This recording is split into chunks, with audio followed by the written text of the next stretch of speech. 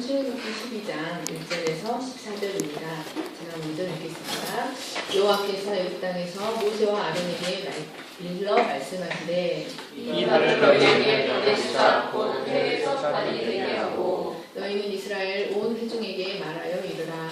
이달 열흘에 너희 각자가 어린 양을 취할지니 각 가족대로 그 식구를 위하여 어린 양을 취하되 그 어린 양에 대하여 식구가 너무 적으면 그들의 이웃과 함께 사람 수를 따라서 환란할 것이라며 각 사람이 먹을 수 있는 분량에 따라서 너희 어린 양을 계산할 것이며 너희 어린 양은 흠없고 일련된 수컷으로 하되 양이나 염소 중에서 취하고 이달 열 다음 날까지 간직하였다가 해질 때 이스라엘 회중이 그 양을 잡고 그 피를 양을 먹을 집 좌우 문 설주와 임방에 바르고 그 밤에 그 고기를 불려고 물건과 순나물과 얼려놓되 날것으로나 물에 삶아서 먹지 말고 머리와 다리와 내장을 다 불에 구워 먹고 아침까지 남겨두지 말며 아침까지 한 것을 곧 불사라. 너희는 그것을 이렇게 먹을지니 허리에 띠를 띠고 발에 신을 신고 손에 지팡이를 잡고 급히 먹으라. 이것이 여호와의 유월절이니라. 내가 그 밤에 애굽 땅에 불을 달며 사람과 짐승을 낭하고 애굽 땅에 있는 모든 선한 것을 다 치고 애굽의 모든 신을 내가 심판하리라. 나는 여호와라. 내가 애굽 땅을 칠 때 그 피가 너희가 사는 집에 있어서 너희를 위하여 표적이 될지라. 내가 그 피를 볼 때 너희를 넘어가리니 재앙이 너희에게 내려 멸하지 아니하리라. 너희 이날을 기념하여 여호와의 절기를 삼아 영원한 일로 그대로 지킬지니라. 아멘. 이 시간 예배하러 오신 여러분을 정말로 환영하고 축복합니다. 아멘. 예, 겨울이 되니까 저희 집에 있는 무화과 나무에 이파리가 다 떨어져서 이렇게 뼈대만 앙상하게 남았습니다. 우리 인생의 겨울에도 하나님이 우리의 허수들을 다 떨어뜨리시고 진정한 것만 남기시고 새롭게 하실 것입니다. 네, 이 시간 오늘 말씀은 계속하여 여호와의 절기에 대해서 살펴보는데 오늘은 유월절에 대해서 지난주에 한번 보았는데 더 자세히 살펴보고자 합니다. 출애굽기 12장 말씀, 출애굽기 12장에는 이 유월절에 대한 절기가 자세하게 기록이 되어 있습니다. 출애굽기 12장 말씀은 하나님께서 모세와 아론에게 장자 재앙을 내리시기에 앞서서 유월절 규례를 행할 것을 알려주시는 말씀입니다. 우리는 여러분 이 유월절 규례에 대하여 자세히 배울 필요가 있습니다. 왜냐하면 이 유월절 규례에 우리의 구원의 도리가 놀랍게 계시되어 있기 때문입니다. 사랑하는 여러분, 이 말씀이 오늘 여러분에게 생명이 되시기를 간절히 축원합니다. 네. 1. 해의 첫 달이 되게 하라.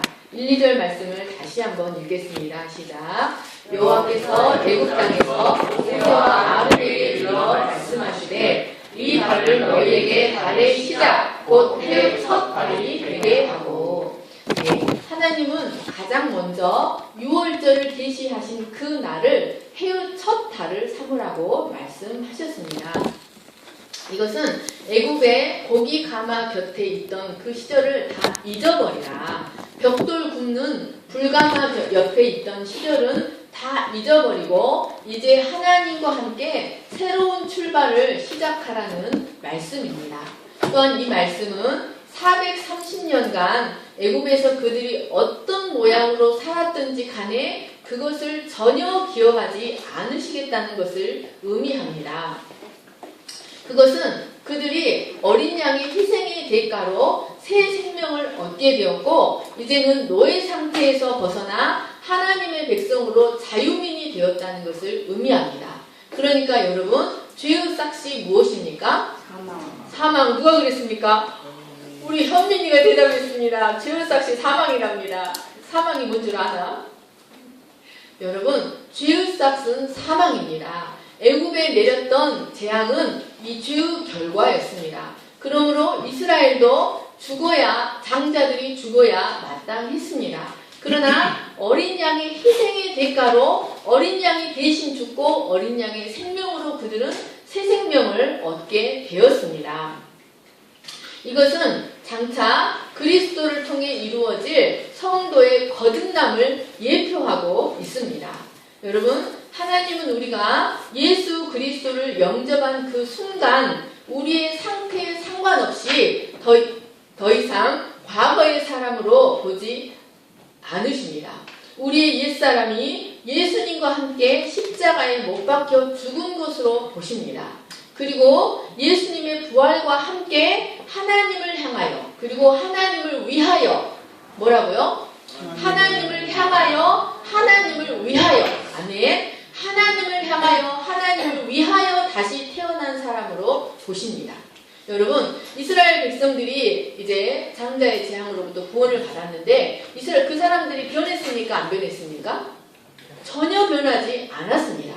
전혀 변하지 않았지만 하나님은 그들을 새 사람으로 보신다는 말씀입니다. 아멘. 여러분, 우리 옛사람이 예수님이 죽으실 때 우리도 함께 죽고 예수님이 부활하실 때 우리도 함께 태어난 것으로 보십니다. 여러분, 이런 성경은 이러한 우리의 상태를 값으로 산 것이 되었다고 말하고 있습니다. 고린도전서 6장 19, 20절 같이 읽겠습니다. 시작. 너희는 너희 자신의 것이 아니라 값으로 산 것이 되었으니 그런즉 너희 몸으로 하나님께 영광을 돌리라. 아멘. 여러분, 우리는 큰 값을 치르고 산 소중한 존재입니다. 여러분, 어떤 값을 치렀냐면 하나님의 아들의 값을 치르고 산 존재로 보신다는 말씀입니다. 그러니까 하나님께서 예수 그리스도를 영접한 한 사람을 얼마나 귀하게 여기시는가. 여러분, 예수님을 영접하신 분 손들어 보시기 바랍니다. 예수님을 영접하신 분 손들어 보세요. 몇 프로? 손 안 들으신 분은 여러분, 아멘. 기기게 하는 겁니까? 손든 겁니까? 아멘. 여러분, 예수 그리스도를 영접한 한 사람을 여러분 이 세상 그 무엇보다도 그의 상태에 상관없이 소중한 존재로 보신다는 말씀입니다.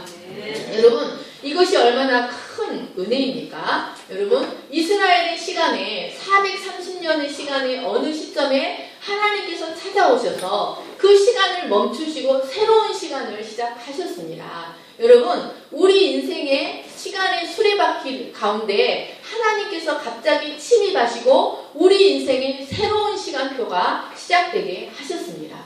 여러분, 그 이전의 시간 내의 수레바퀴는 누가 돌리고 있었냐면 사탄이 그 애굽에서 이스라엘의 시간의 수레바퀴를 바로가 돌리고 있었습니다. 그 이스라엘의 시간의 주인이 누구였냐? 바로였습니다. 바로가 일어나라 가면 일어나고 바로가 자라 가면 자고 바로가 주는 대로 먹고 바로가 시키는 일을 해야만 했습니다. 바로는 이 억압과 정죄와 두려움과 공포로 그 시간의 수레바퀴를 돌렸습니다. 그런데 여러분, 하나님께서 그 수레바퀴를 멈추시고 우리의 시간에 찾아들어 오셨습니다. 그런데 여러분, 하나님은 우리의 시간을 사랑과 은혜와 자비와 섭리로 그 수레바퀴를 돌리십니다. 아멘. 사랑하는 여러분, 성경은 이러한 우리의 과거의 시간들을 허물과 죄로, 다음 허물과 죄로 죽었던 시간이라고 말합니다. 하나님의 생명에서 떠나있던 일어나실겨? 하나님의 생명에서 떠나있던 시간이라고 말합니다. 허물과 죄로 죽었던 시간, 하나님의 생명에서 떠나있던 시간입니다. 여러분, 사람의 눈으로 볼 때 그 시간들이 제 아무리 대단하고 제 아무리 멋지고 가치 있게 보일지라도 하나님 보시기에는 하나님의 생명에서 떠나있는 시간, 허물과 죄로 죽어있는 시간이라는 것입니다. 그래서 여러분, 하나님에게는 저울이 있습니다. 하나님께서 그 저울로 우리 인생들을 하나님의 생명에서 떠난 그 시간들을 저울로 달아보실 때 몇 그램이나 나올까요? 여러분, 야고보는 그런 우리의 인생의 시간들을 안개와 같다고 말합니다. 제 아무리 멋지고 제 아무리 대단해 보일지라도 하나님이 없는 그 인생의 시간들을 저울에 달아볼 때 안개와 같습니다. 그런 시간들은 하나님의 생명책에 절대로 기록될 수 없는 시간들입니다. 사랑하는 여러분, 우리 중에 과연 몇 사람이 우리 중에 하나님이 없는 그 시간들 속에서 행복했던 사람이 과연 몇 명이나 있을까요? 하나님이 우리 인생에 찾아오지 않는 그 시간들 속에서 과연 행복했던 분은 몇 명이나 계십니까? 사랑하는 여러분, 그런데 하나님께서 예수 그리스도의 피를 들고 우리 인생의 시간 속에 찾아오셨습니다. 아멘. 그리고 이제는 하나님과 동행하는 새로운 시간을 시작하라고 말씀하십니다. 하나님께서 사탄이 억압으로 돌리는 그 시간의 수레바퀴를 멈추시고 하나님 자신이 우리 인생의 주인이 되셔서 우리의 인생의 시간표를 돌리고 운행하고 계십니다. 그리고 안개와 같은 삶, 가치 없는 삶을 멈추고 참 삶을 시작하게 하십니다. 아멘. 2부 간직하였다가 잡으라. 3절에서 6절입니다.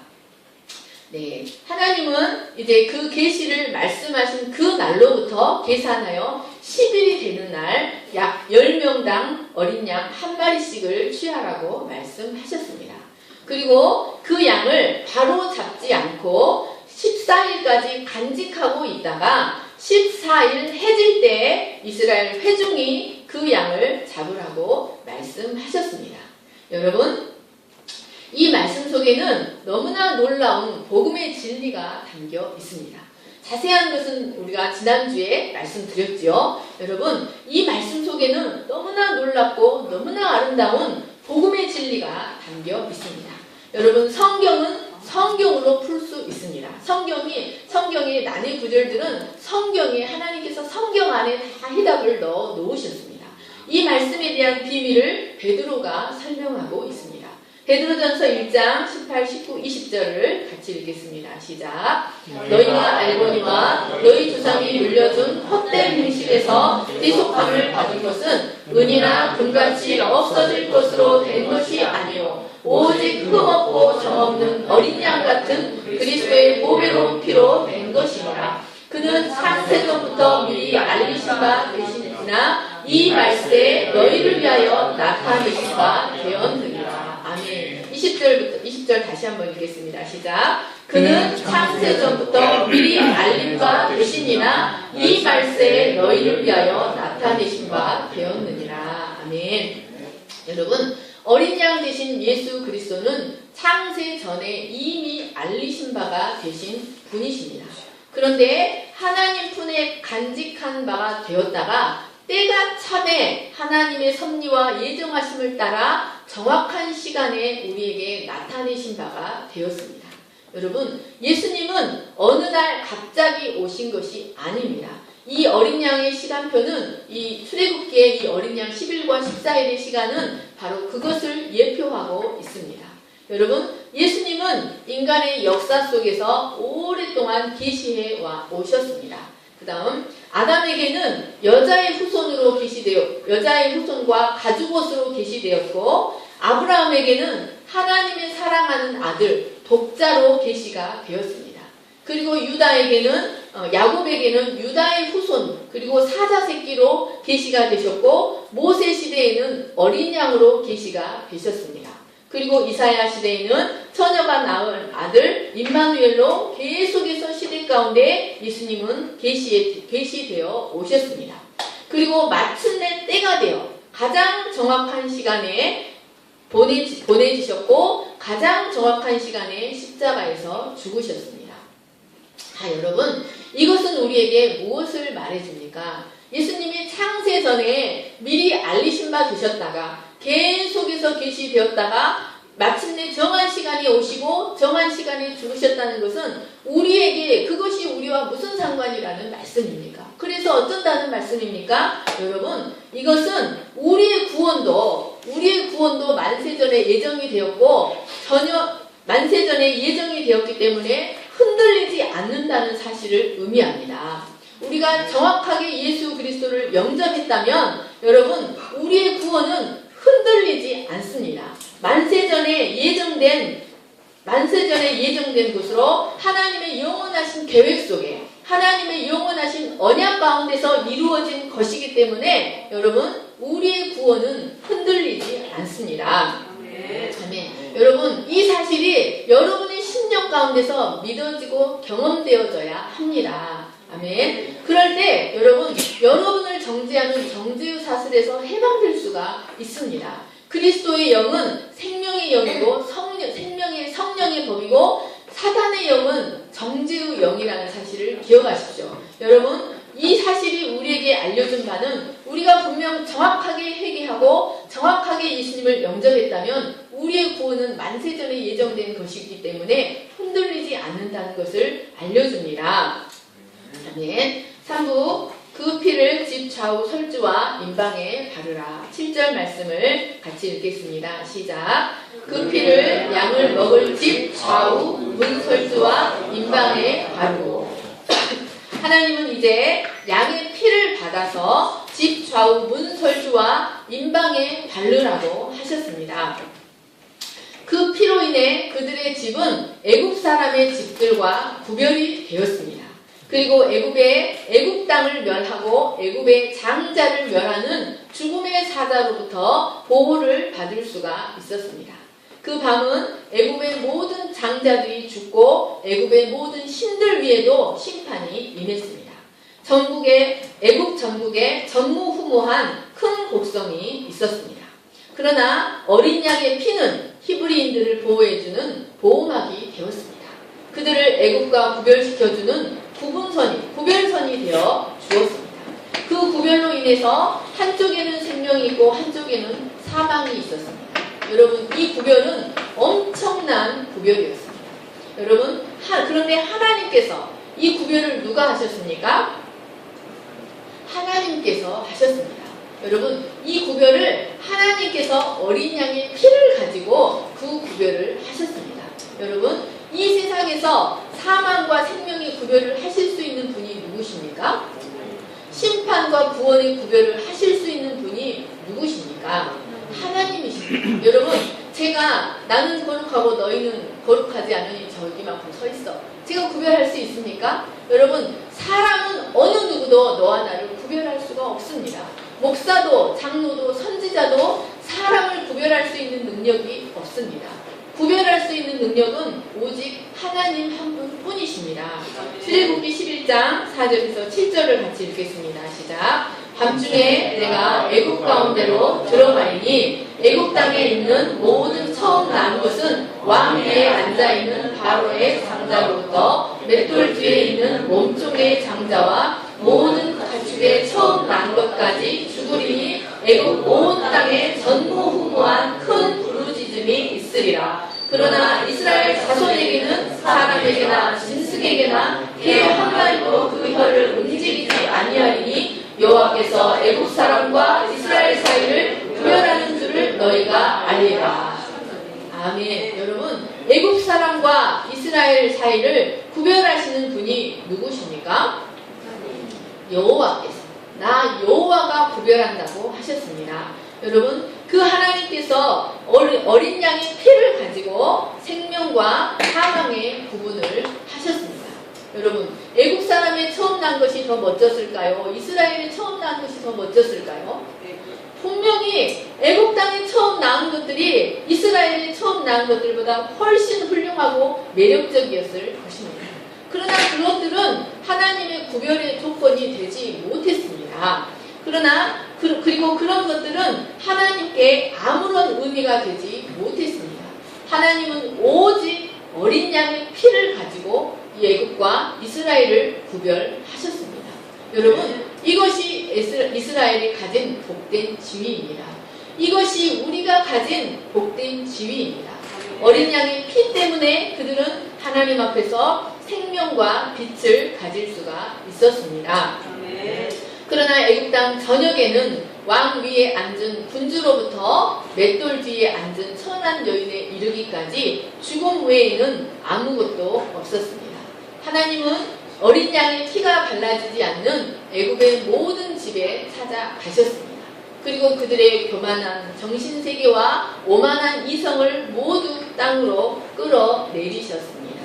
그런데 여러분, 이 출애굽기의 중요성은 여러분, 그 출애굽기가 예수 그리스도의 구속을 예표하고 있다는 점에서 중요함과 동시에 또 다른 점이 있습니다. 여러분, 출애굽기의 가치가 또 있습니다. 이것이 이 출애굽의 역사가 우리의 구속, 사탄의 손아귀에서 우리를 구속하는 그 구속의 역사를 계시하고 있다는 것 외에도 그곳에 가치가 있는데, 그것은 여러분 이 출애굽기는 말세에 일어날 하나님의 대심판을 예표하고 있는 책입니다. 그래서 여러분 성경 66권의 책 중에서 출애굽기와 가장 비슷한 구조로 진행되어지는 책이 있습니다. 이 성경 66권 중에서 출애굽기와 가장 비슷한 내용으로 그리고 출애굽기와 가장 비슷한 구조로 전개되는 책이 있습니다. 그것이 무슨 책일까요? 요한계시록입니다. 그래서 이 출애굽의 역사는 예수 그리스도께서 어떻게 사탄의 손아귀에서 우리 인생들을 구속하시는지를 예표하고 있는 것과 동시에 인류 역사의 마지막 때에 일어날 일들을 계시하고 있습니다. 애굽의 장자가 죽는다는 것은 죄의 싹스로 인하여 모든 인생들이 죽음에 이른다는 것, 하나님의 심판을 받게 된다는 것을 예표하고 있습니다. 그러니까 여러분, 인류 역사의 마지막 때에도 출애굽 때 일어난 일들과 같은 일들이 일어난다는 것입니다. 출애굽기에서 9가지의 재앙이 점점점 이게 재앙이 강도가 약한 데서부터 센 데까지 가다가 마지막에 장자 재앙이 일어나서 애굽의 전무후무한 곡성이 일어났던 것처럼 여러분 계시록을 읽어보시면 똑같은 구조로 이게 되어서 이제 그 재앙이 점점점 약한 데서 강한 데로 가다가 마지막에는 이제 모든 바벨론이 무너지고 통곡하는 곡소리가 이제 계시록에 기록이 되어 있습니다. 여러분, 인류의 마지막 때가 되면 인생들을 심판하는 하나님의 심판이 시시각각으로 점점 더 센 강도로 찾아오게 됩니다. 여러분, 그때 출애굽 시절에 하나님께서 이스라엘 백성과 애굽 백성을 지금 심판이 다가오는데 너희들이 정신을 못 차리고 해찰을 하면 되겠니? 정신 좀 차리고 들으라. 여러분, 출애굽 때 하나님께서 이스라엘 백성과 애굽 백성을 구분하셨던 것처럼 마지막 때 하나님은 자기 백성과 자기 백성이 아닌 자를 구분하실 것입니다. 사람이 구분하는 것이 아닙니다. 내가 하나님 백성이라고 해서 하나님 백성이 되는 것이 아니고 하나님께서 구분하십니다. 그러면 하나님께서 어떻게 구분하실까요? 한쪽에는 무시무시한 공포와 심판에 대한 두려움과 통곡이 있고 한쪽에는 생명과 평안과 구원이 있는데 이 중간선을 하나님께서 자기 백성이 아닌 자와 자기 백성인 자를 어떻게 구별하실까요? 계시록 7장 1절에서 4절을 같이 읽겠습니다. 시작. 일 후에 내가 내 천사가 땅 내 모퉁이에 선 것을 보니 땅의 사방의 바람을 붙잡아 바람으로 하여금 땅이나 바다에나 각종 나무에 불지 못하게 하더라. 여기 보시면 사방의 바람은 심판의 바람을 말합니다. 그리고 땅, 바다, 각종 나무는 모든 피조물의 세계에 하나님의 심판이 임한다는 것을 의미합니다. 그런데 심판이 임하기 전에 먼저 하나님은 그 심판을 붙잡아서 심판이 아직 임하지 못하게 하십니다. 왜냐하면 자기 백성과 자기 백성이 아닌 자를 구분해야 하기 때문입니다. 2절을 같이 읽겠습니다. 시작. 또 보매 다른 천사나 살아계신 하나님의 인을 가지고 해 돋는 대로부터 올라와서 땅과 바다를 해롭게 할 권세를 받은 내 천사를 향하여 큰 소리로 외쳐 이르되 우리가 하나님의 종들의 이마에 인치기까지 땅이나 바다나 나무들을 해하지 말라 하더라. 내가 인침을 받은 자의 수를 들으니 이스라엘 자손의 각 지파 중에서 인침을 받은 자들이 14만 4천이니. 아멘. 심판이 임하기 전에 하나님은 천사들을 보내서 자기 백성의 이마에 인을 치십니다. 인이 무엇입니까? 도장이라는 뜻이죠. 여러분, 하나님의 천사의 인을 받은 자들만이 하나님의 심판에서 구원을 받을 수 있습니다. 그러면 여러분, 이마에 인을 치는다는 것은 과연 무엇을 말할까요? 그 해답이 바로 출애굽기 12장에 있습니다. 그리고 출애굽기 13장에 있습니다. 12장 22절을 같이 읽겠습니다. 시작. 물을 가져다가 그 뱃에 담은 피에 적셔서 그 피를 문 임방과 좌우 설주에 뿌리고 아침까지 한 사람도 자기 집 문 밖에 나가지 말라. 아멘. 출애굽 당시에 이 집에 피는 어떻게 발라야 했냐면 이 피를 그릇에 받습니다. 피를 한 방울도 남기지 않고 그릇에 다 받아서 그 피를 우슬초 묶음에 적셔서 이렇게 뿌리고 바릅니다. 여러분, 이것은 중요한 의미를 내포하고 있습니다. 성경에서 우슬초가 아주 자주 나오는데 성경에서 우슬초는 가장 보잘것없는 풀로 여겨집니다. 그래서 다윗은 우슬초로 나를 정결케 하소서 그랬습니다. 그래서 우슬초가 상징하는 것이 바로 겸손과 정결입니다. 그래서 우슬초와 백향목 하면 백향목은 인간의 최고의 영광, 그리고 우슬초는 인간의 가장 낮아진 비천함을 상징합니다. 그래서 이 우슬초는 피를 잘 흡수를 합니다. 이렇게 물을 잘 흡수를 해서 우슬초에 적셔서 이렇게 좌우 설주와 임방에 발랐습니다. 그러므로 여러분, 이 우슬초 묶음은 겸손한 믿음을 상징합니다. 무엇이라고요? 네, 우슬초 묶음은 겸손한 믿음을 상징합니다. 그리고 여러분, 피가 담겨있는 그릇은 하나님의 말씀을 상징합니다. 피가 담겨있는 그릇은 하나님의 말씀을 상징합니다. 여러분, 사람의 이마는 사람의 정체성을 상징합니다. 사람의 이마는 사람의 정체성, 사고의 중심, 사상의 중심입니다. 그래서 생각을 깊이 할 때는 이마를 이렇게 여기에 힘을 주지 않습니까? 그래서 사람의 이마라는 것은 그 사람의 정체성을 상징합니다. 그런데 이마에 인을 친다는 것은 하나님의 천사가 자기 백성의 이마에 인을 친다는 것은 여러분, 겸손하고 정결한 믿음으로 하나님의 약속이 담겨있는 그 말씀 안에 담겨있는 피의 공로를 우리 영혼에 반복해서 적용하는 것을 의미합니다.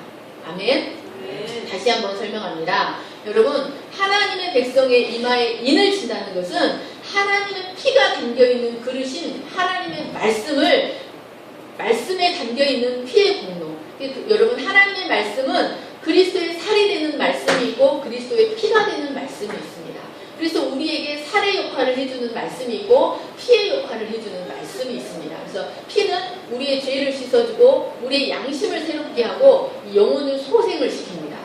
그래서 하나님의 말씀에는 우리의 영양이 되는 말씀이 있고 피가 되는 말씀이 있어요. 그것을 뭘로 적용을 시키냐면 겸손한 믿음으로 우리의 영혼에 바르는 것입니다. 그래서 말씀을 계속해서 이 피가 되는 말씀을 우리 영혼에 우리 마음의 집 문설주에 계속해서 바르는 것입니다. 그러면서 뭐가 바뀝니까? 여러분, 하나님의 말씀은 우리의 사상을 바꾸어 놓습니다. 우리의 정신세계를 바꾸어 놓습니다.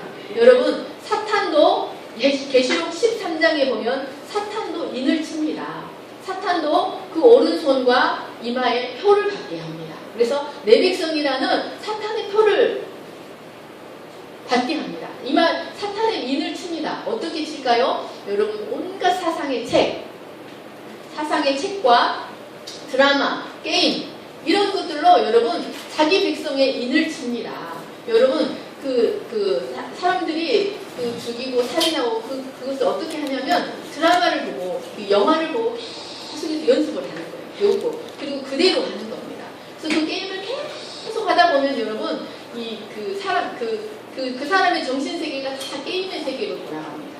책을 많이 읽으면 그 책에 나온 대로 행동을 하고 여러분 어린아이들도 코스프레에 나오거든요. 코스프레 이렇게 자기가 일본에 그런 사람들 많잖아요. 자기가 백설공주인 것처럼 하고 다니면서 백설공주인 것처럼 사는 거예요. 그게 여러분 짐승 인을 친 거예요. 하나님의 백성은 하나님께서 성령을 통하여 하나님의 말씀으로 우리 정신세계에 반복해서 인을 쳐주십니다. 그리고 우리의 정신과 우리의 사상이 하나님의 말씀으로 거듭나고 하나님의 말씀 중심이 되도록 하나님이 만들어 가십니다. 여러분, 그러므로 마지막 때에 하나님의 백성의 이마에 인을 친다는 것은 하나님의 말씀을 겸손한 믿음으로 우리 영혼에 반복해서 적용하는 것을 의미합니다. 그 해답이 출애굽기 19장 9절 6절에 있습니다. 같이 읽겠습니다. 시작. 이것으로 내 손의 기호와 내 미간에 표를 삼고 여호와의 율법이 내 입에 있게 하라. 이는 여호와께서 강하신 손으로 너를 애굽에서 인도하여 내셨으니 이것이 내 손의 기호와 내 미간의 표가 되리라. 이는 여호와께서 그 손의 권능으로 우리를 애굽에서 인도하여 내셨음이니라 할지니라. 아멘. 하나님은 유월절과 무교절 의식이 기록된 그 유월절 의식과 무교절 의식을 우리 손의 기호와 미간의 표를 삼으라고 말씀하십니다. 손은 행동을 상징하고 미간은 생각을 상징합니다. 여러분, 이 유대인들은 이 말씀을 문자 그대로 받아들여서 유월절 의식을 기록하여서 또 무교절 의식을 기록하여서 작은 상자를 만들었습니다. 그래서 그 상자를 손에 메고 다니고 유대인들은 이마에다가 이렇게 그 이름 잊어먹은 이마에 이렇게 상자를 메고 다녀요. 그 속에 뭐가 들어있냐면 신명기서 말씀과 유월절 의식, 무교절 의식이 기록된 말씀들이 기록되어 있어요. 여러분 그것은 그들이 그것을 문자적으로 해석한 겁니다. 이 유월절 정신과 무교절 정신을 내 행동의 기준으로 삼으라는 말씀입니다. 아멘. 그리고 유월절 정신과 무교절 정신을 내 의식의 기준으로 삼으라는 말씀입니다.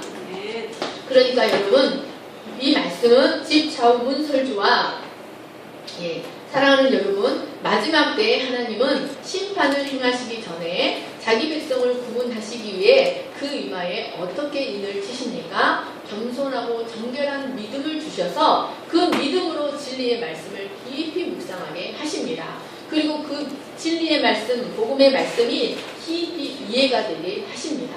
그리고 그 심령에 그 말씀으로 가득 차게 하십니다.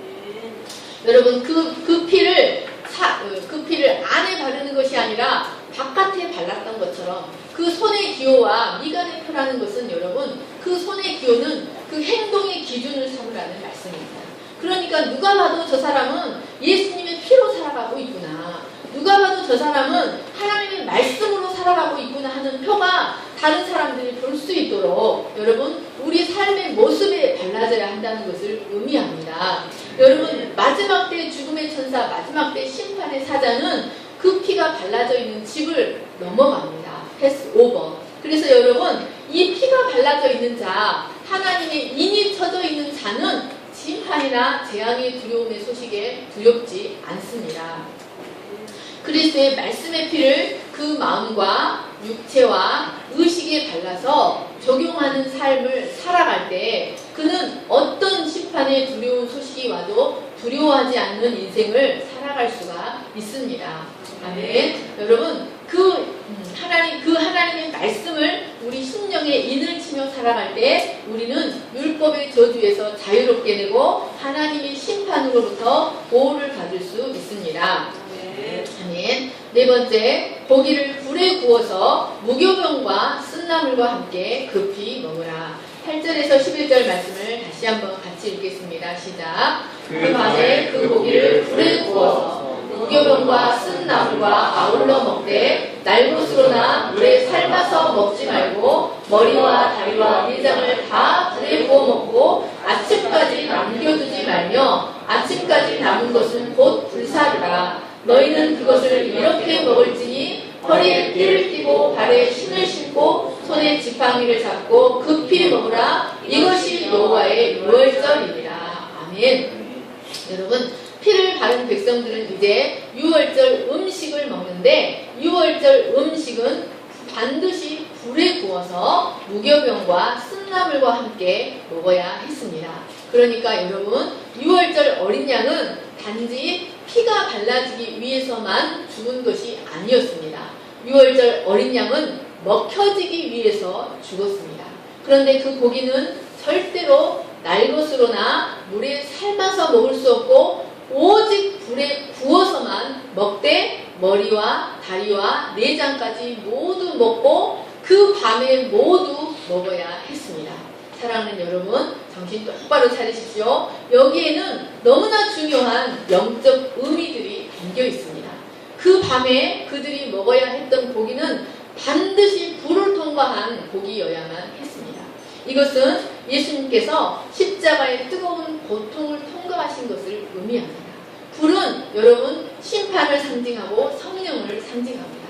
그러니까 여러분 예수님은 우리가 받아야 할 뜨거운 고통을 십자가에서 받으셨습니다. 그래서 이스라엘의 5대 제사는 모두 불로 드려집니다. 그것은 하나님의 심판을 상징합니다. 우리가 당할 우리의 죄로 인하여 우리의 강팍함과 우리의 완악함과 우리가 행한 모든 죄의 열매로 인하여 받아야 할 심판을 예수님께서 받은 것을 상징합니다. 그러니까 여러분, 예수님은 우리의 죄를 씻어주시기 위해서만 죽은 것이 아니라 우리의 밥이 되기 위해서 죽으셨습니다. 우리가 먹을 고기가 꼭꼭꼭꼭 불에 구워서 씹어 먹을 고기가 되기 위해서 죽으신 것입니다. 그래서 여러분, 하나님의 백성은 사람이 음식으로부터 에너지와 만족감을 얻듯이 하나님의 사람은 그리스도를 통해서 영적인 힘과 만족을 얻어야 됩니다. 그런데 그리스도를 먹는다는 것, 불에 구운 고기를 먹는다는 것은 바로 그리스도의 말씀을 먹는 것을 의미합니다. 네. 그리스도를 먹되 내장과 머리와 다리와 내장과 모든 것을 먹어야 하는 것은 그리스도의 모든 사상과 그리스도의 모든 감정과 그리스도의 모든 행함까지 다 먹어야 한다는 것을 의미합니다. 남기지 않고 먹어야 합니다. 또 먹되 날것으로 먹지 말라는 말씀은 하나님의 말씀을 문자 그대로 보지 말라는 의미입니다. 또 물에 삶아서 먹지 말라는 것은 여러분, 성경에서 물은 사람의 사상을 의미합니다. 계시록에 보면 사탄이 이제 하나님의 그리스도를 죽이고 또 하나님의 교회를 멸망시키려고 하다가 안 되니까 용의 입에서 무엇이 나오냐면 많은 물이 나옵니다. 세상을 덮어버릴 만한 많은 물이 나와서 그 교회를 덮어버리게 합니다. 그 뭐냐면 이 온갖 사상, 절대 복음 말고 온갖 사상으로 교회를 섞어버립니다. 그래서 진리가 비진리에 섞여버리게 하는 것입니다. 그래서 물에 삶아 먹는다는 것은 사람들의 사상, 사람들의 가치관으로 섞어서 삶아서 먹는 것을 의미합니다. 여러분, 하나님의 말씀은 오직 불에 구워서 먹어야 합니다. 하나님 불에 굽는다는 것은 오직 성령의 조명을 받아서만 먹어야 한다는 말씀입니다. 그래서 문자 그대로 날것으로 먹어서 이렇게 그 마음의 음욕을 품는 자마다 눈을 뽑아버리고 손을 잘라버리고, 이게 진짜로 손을 잘라버리고 성기를 잘라버리고 눈을 잘라버린 사람이 역사상 있었을까요? 없었을까요? 있었습니다. 여러분, 하나님의 말씀은 날것으로 먹어서도 안 되고 물에 삶아서 먹어서도 안 되고 오직 성령의 조명을 받아서 먹어야 합니다.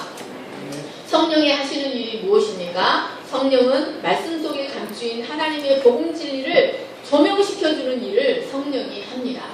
하나님의 말씀이 이러한 뜻이다 하고 가르쳐주는 일을 하는 것이 바로 성령의 사역입니다. 우리가 구속받은 하나님의 백성이 그리스도의 장성한 분량으로 성장해 가기 위해서는 반드시 성령의 조명을 받은 그리스도의 말씀을 먹어야 합니다. 우리가 고기를 불에 구워 맛있게 먹듯이 반드시 그리스도의 장성한 분량으로 성장하기를 원하는 자는 반드시 성령의 조명을 받은 하나님의 말씀을 먹어야 합니다. 그 말씀을 먹되 남김없이 모든 부분을 먹어야 하고 오늘이라는 시간 동안에 먹어야 합니다. 여러분, 이 오늘이 가르치는 것이 무엇입니까? 바로 우리 인생이 살아있는 시간에 먹어야 한다는 말씀입니다. 여러분, 우리가 죽음의 잠을 자버리면 그 시간에는 하나님의 말씀을 먹고 싶어도 먹을 수가 없습니다. 오늘이라는 시간에, 여러분의 생명이 붙어있는 오늘이라는 시간에 우리는 하나님의 말씀을 열심히 먹어야 합니다. 그리고 그리스도의 장성한 분량까지 성장해 가야 합니다. 네. 또한 이 말씀 속에는 하나님의 백성에 대한 성화의 원리가 숨겨져 있습니다. 여러분, 그리스도는 불과 같은 고난을 통과하심으로 온전해지셨습니다. 이 말은 그리스도께서 그 전에는 이 십자가와 부활을 통과하기 전에는 온전하지 못했다는 말이 아닙니다. 이 말은 여러분, 우리를 위하여 우리가 따를 수 있는 원리면에서 온전해지셨다는 것을 의미합니다. 우리의 중보자가 되기 위해서 온전해지셨다는 것을 의미합니다. 여러분, 하나님은 이스라엘과 우리들이 그리스도와 같은 형상으로 온전히 변화되어지기를 원하십니다. 하나님은 예수님은 그 전에도 온전하셨는데 고난을 통하여 온전해지셨다는 것은 뭐냐면 우리가 어떻게 온전해지는가를 예표하기 위하여 이 죽음과 부활을 통과하셨다는 말씀입니다. 사랑하는 여러분, 우리가 하나님 앞에서 어떻게 온전해지니까? 여러분, 하나님은 날것은 받지 않으십니다. 이 5대 제사를 살펴보시면 이 하나님은 절대로 날것을 받지 않으십니다. 이 말은 거듭나지 못한 인생은 하나님이 받으실 수 없다는 것을 의미합니다. 그리스도와 함께 고난의 불을 통과하지 못한 인생은 하나님 앞에 날 것과 같습니다. 그리스도와 함께 고난의 불을 통과하지 못한 인생은 하나님 앞에서 날 것 인생입니다. 하나님은 날 것 인생을 받지 않으십니다. 여러분, 그래서 하나님의 백성은, 하나님의 택한 백성은 모두가 고난을 통과하게 하십니다. 그것은 하나님의 백성이라면 반드시 통과해야 할 필수 코스입니다. 그러므로 여러분을 성화시키기 위해서 날 것인 여러분, 날 것은 얼마나 말도 함부로 하고 팔딱팔딱 뛰고 절제가 안 되고, 여러분, 하나님이, 제가 이것을 하나님이 학교를 갔다 오면서 긴 시간 버스를 타고 오는데 하나님이 가르쳐 주시는 거예요. 날 것이다 그러시는 거예요. 날 것이다. 나는 그게 날 것이 어디가 있는지 무슨 뜻인지 몰랐어요. 근데 하나님이 날 것이다 그러시는 거예요. 여러분, 날 것인 인생은 하나님께서 받지 못하십니다. 그런데 여러분, 날 것인 우리 인생을 하나님은 거듭나게 하셔서 하나님이 받으시는 인생이 되게 하시기 위하여 우리에게 고난을 허락하십니다. 우리에게 불을 허락하십니다. 그래서 여러분에게 고난이 찾아오고 여러분에게 어려움이 찾아올 때 이상하게 생각하지 마시기 바랍니다. 하나님께서 여러분을 하나님이 받으실 수 있는 인생이 되게 하시기 위하여, 여러분의 날 것을 벗기시기 위하여 하나님은 여러분에게 고난을 허락하십니다. 뿐만 아니라 여러분, 자기 소견으로 온전히 쩔어있는 인생, 세상 가치관으로 쩔어있는 인생, 그래서 하나님의 말씀이 절대로 들어갈 수 없는 인생도 하나님은 받으실 수 없습니다. 그래서 그 미련을 벗기시기 위하여 절구에 놓고 찌우십니다. 여러분, 그리스도께서 우리를 위하여 불에 구운 고기가 되셨던 것처럼 하나님은 자기 백성도 그리스도의 중보 사역을 통하여 성화되어져 가기를 원하십니다. 여러분, 이러한 원리가 5대 제사인 소제에 잘 나타나 있습니다. 소제는 우리의 성화의 원리를 설명해주는 제사입니다. 그런데 이 소제는 피가 없는 유일한 제사로 곡식으로 드려지는 제사인데, 반드시 이 소제는 곡식 낫 알갱이를 드릴 수가 없고 그 곡식 가루로, 고운 가루로만 드릴 수가 있습니다. 여러분, 고운 가루로 드리기 위해서는 어떻게 해야 합니까? 보통 유대인들은 그 밀 알갱이를 껍질을 3번을 벗깁니다. 껍질을 3번을 벗기고 절구에 놓고 한없이 갈아서 곱게 만듭니다. 여러분, 이것은 예수 그리스도의 성품을 나타내고 있습니다. 예수님은 하나님이 받으실 수 있는 고운 가루이셨습니다. 하나님이 받으실 수 있는 향기 나는 고운 가루셨습니다. 여러분, 이처럼 우리도 예수님처럼 하나님이 받으실 수 있는 고운 가루가 되기를 원하십니다. 여러분, 그러려면 우리의 껍질이, 자아의 껍질이, 육의 껍질이 한없이 벗겨져야 합니다. 그리고 하나님 앞에서 한없이 갈아져야 합니다. 그래야만 여러분, 하나님이 받으실 수 있는 사람이 됩니다. 아멘. 11절 말씀을 같이 읽겠습니다. 시작. 너희는 그것을 이렇게 먹을지니 허리에 띠를 띠고 발에 신을 신고 손에 지팡이를 잡고 급히 먹으라. 이것이 여호와의 유월절이니라. 아멘. 유월절 음식은 허리에 띠를 띠고 발에 신을 신고 손에 지팡이를 잡고 어딘가를 향해 급히 떠나가야 하는 사람처럼 먹었습니다. 그 이유는 그 당시 하나님께서 애굽 온 땅을 심판하고 계시는 무서운 시간이었기 때문이었습니다. 뿐만 아니라 그들은 하나님의 약속의 땅으로 떠나야만 했기 때문이었습니다. 여러분, 이 말씀은 우리가 이 땅을 어떤 자세로 살아가야 하는지를 잘 말해줍니다. 여러분, 우리는 허리에 띠를 띠고 이 유월절 음식을 먹어야 합니다. 허리에 띠를 띈다는 것은 여러분, 주위 상황과 철저하게 분리되어서 누군가를 위해 봉사할 준비, 누군가를 위해 일할 준비가 된 일꾼의 모습입니다. 그리고 발에 신을 신는 것은 그 머물러 있는 장소를 떠날 준비가 되었다는 것을 의미합니다. 그리고 손에 지팡이를 잡았다는 것은 자기 자신을 의지 않고 이 지팡이를 의지한 자기 외의 누군가를 의지하고 있다는 것을 의미합니다. 이 모습은 하나님 나라를 향해 가는 순례자의 모습입니다. 아멘. 여러분, 경배 받으시기에, 사랑하는 여러분, 경배 받으시기에 합당하신 예수 그리스도를 먹는 먹는다는 것이 얼마나 큰 은혜요 특권인 줄 아십니까? 이제 다음 주에 나오는데요. 이 유월절 음식은 아무나 먹을 수 없었습니다. 유월절 음식은 이방인도 먹을 수 없고 할례받지 못한 자도 먹을 수 없고 오직 그 하나님의 백성만이 먹을 수가 있었습니다. 여러분, 그리스도는 그 안에 하나님의 모든 부하가 담겨 있습니다. 측량할 수 없는 풍성한 하늘의 은혜로 가득 차 있는 그 그리스도를 먹는다는 것이 얼마나 큰 특권인 줄 아십니까?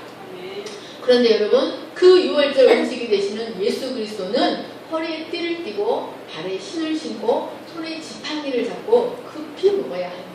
오늘이라는 시간에 급히 먹어야 하고 어딘가를 향해 떠나는 사람처럼 하나님이 말씀하시면 일할 수 있는 준비가 된 허리에 띠를 띠고 발에 신을 신고 이 땅에서 애굽 땅에서 영원히 살 것처럼 먹는 것이 아니라 하나님 나라를 향해 가는 순례자의 자세로 그 음식을 먹어야 합니다.